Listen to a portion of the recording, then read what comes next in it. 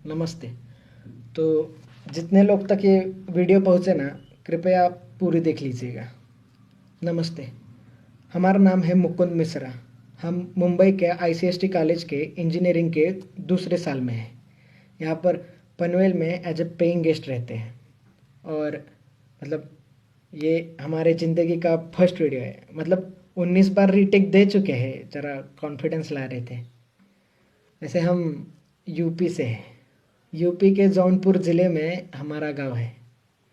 और हमारे पिताजी मनोहर लाल मिश्रा हमारे गांव की पाठशाला के हेडमास्टर, मतलब गांव के सबसे पढ़े लिखे आदमी। अब हमारे पिताजी ना हमें भी खुद की तरह ऐसा पढ़ा लिखा नवाब बनाना चाहते थे, इसलिए यहाँ भेज दिए। अब बचपन में ना हम फैन देखकर बोले थे कि बड़े होकर हम मशीन बनाएंगे। अब साला छोटे बच्चे को थोड़ी पता होता है कि उसको सिर्फ मशीन बनाने के लिए MIT, EIT, BITSAT, JEE main, JEE advance ये सब देना पड़ता है।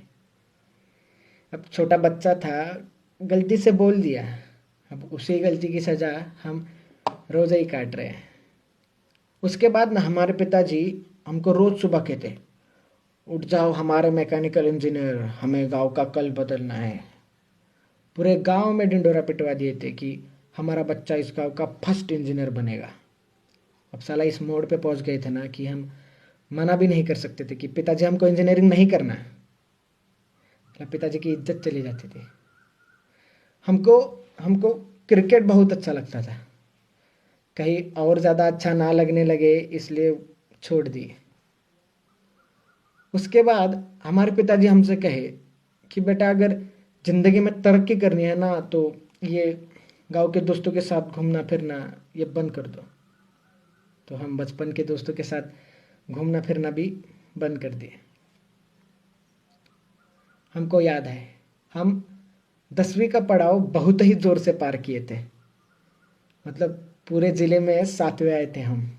और इनाम के तौर पर हमें पिताजी ये सैमसंग का फ़ोन दे दिए। हमसे कहे कि बेटा जब मैकेनिकल इंजीनियर बनोगे तब टच स्क्रीन वाला दिलाएंगे।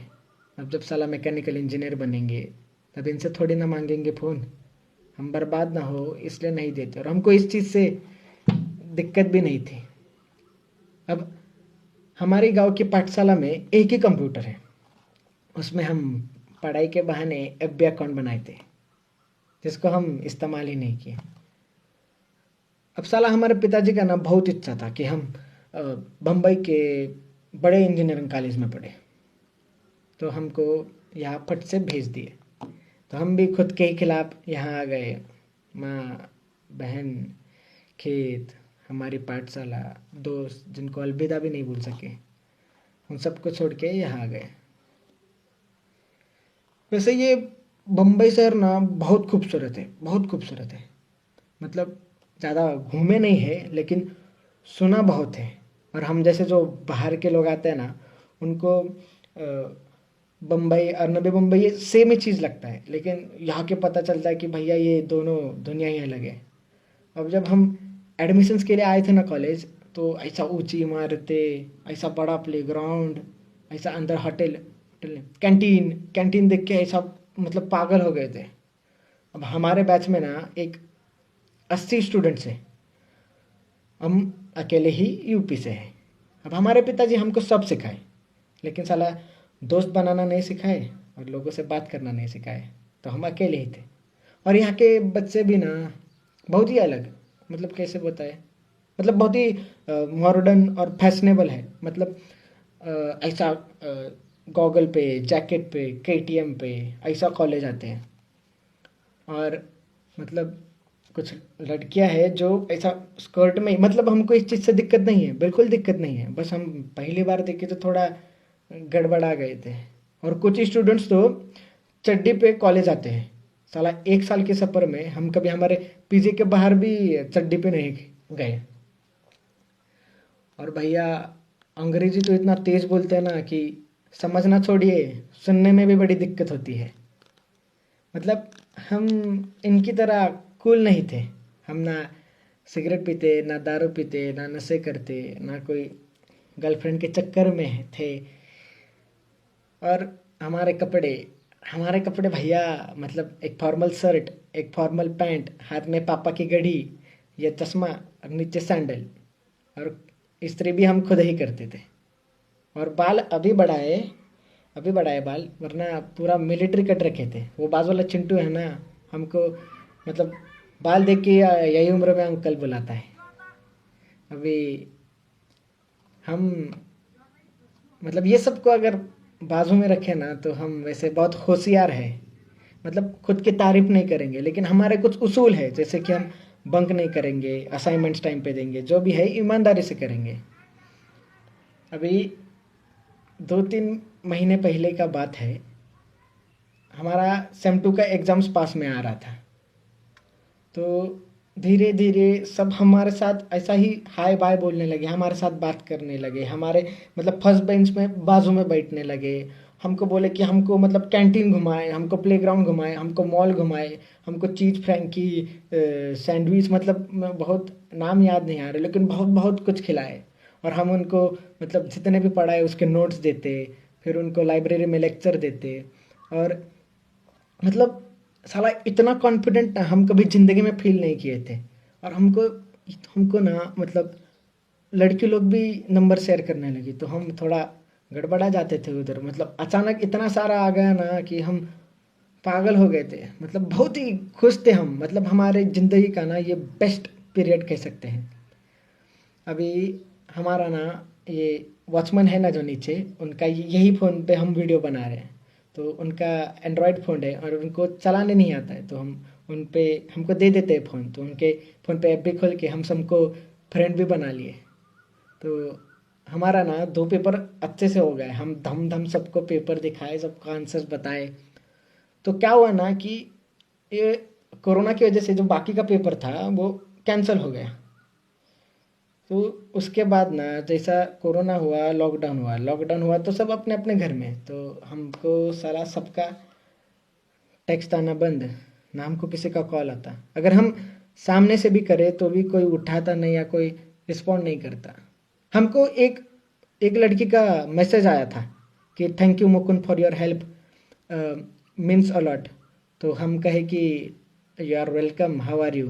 तो उसका भी रिप्लाई नहीं आया।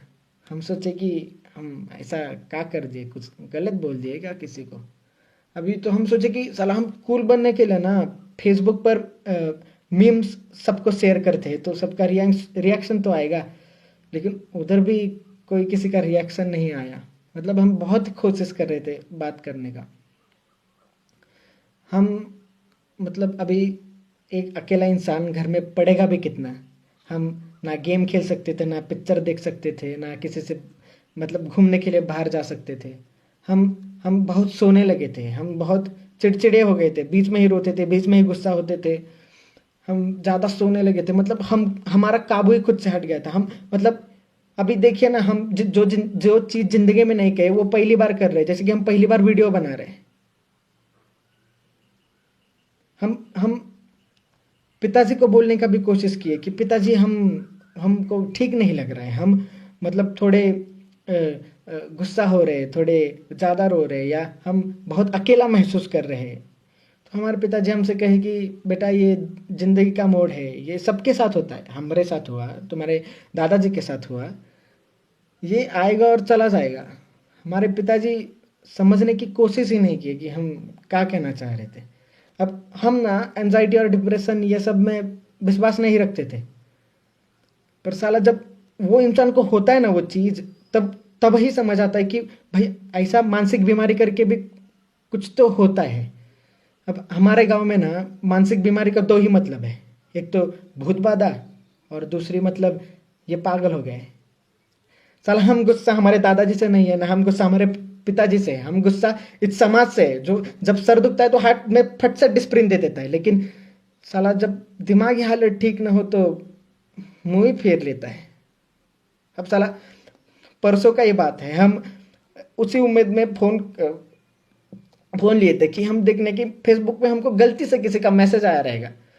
तो हम खोले तो देखे कि सबने स्टोरी शेयर किए थे, और उसमें लिखा था, क्या लिखा था उसमें लिखा था कि if you feel lonely you talk to me, I better see you laughing instead of seeing in your grave, and suicide is not the option.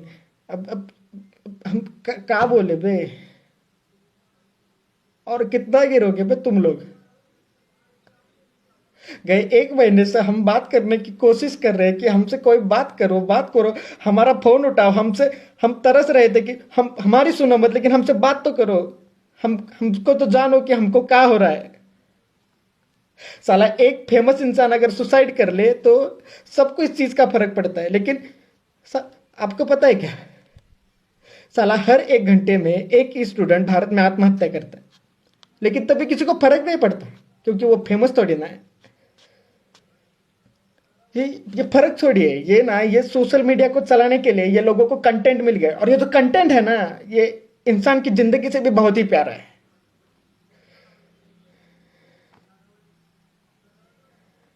अभी 2-3 हफ्ते और गए ना, किसी को कुछ फर्क नहीं पड़ेगा, का एंजाइटी और का डिप्रेशन। साला वो दर्द ही बहुत अलग होता है जब दर्द बांटने के लिए भी कोई नहीं होता। अब हम यही कहना चाहते हैं कि अगर ये सोशल मीडिया की दुनिया से निकले और आजू बाजू देखे कि लोग रुके आपसे आपसे बात करने के लिए तरस रहे अकेले, तो उनसे बात कीजिए, उनको ऐसा मुंह मत फेरिए। अगर ये बोलते वक्त हम किसी का दिल दुखाए रहेंगे तो माफ कर दीजिएगा, हमारा उद्देश्य नहीं था। हमको सुनने के लिए आपका बहुत सारा शुक्रिया, धन्यवाद।